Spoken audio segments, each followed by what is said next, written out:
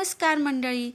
आजच्या व्हिडिओमध्ये आपण घसा दुखणे यावर घरगुती उपाय कोणते आहेत ते पाहणार आहोत.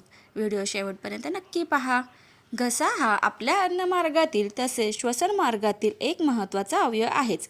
पण सर्वात महत्त्वाचे म्हणजे आपण ज्यामुळे आवाज काढू शकतो ते स्वरयंत्र या घशातच असते. त्यामुळे घशाची काळजी घेणे जसे गरजेचे असते तसेच घशाच्या किरकोळ तक्रारीवरही उपचार त्वरित करणे आवश्यकच असते. खोकला सर्दी झाली असल्यास आपला आवाज बदलतो, अनेक वेळा घसा बसतो आणि बोलणे अवघड होते. याचा अनुभव आपण कधी ना कधी घेतलेला असतोच. त्यामुळे या महत्त्वाच्या अवयवासाठी घरच्या घरी कोणते उपचार करता येतात त्याची माहिती आपण या व्हिडिओमध्ये पाहणार आहोत. 1. घसा दुखणे.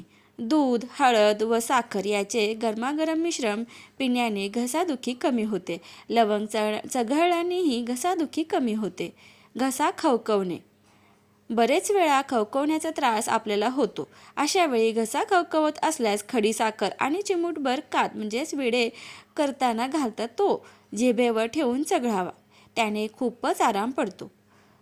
खोकल्याची ढास येत असल्यास अख्खा सालासकट वेलदोडा गालात धरावा अथवा कात व साखर मिश्रण चघळावे. कफ झाला असल्यास विड्याची पाने ठेचून रस काढावा व मधासोबत चाटावा. छाती पाठ शेकण्यानेही कफ सुटून येतो.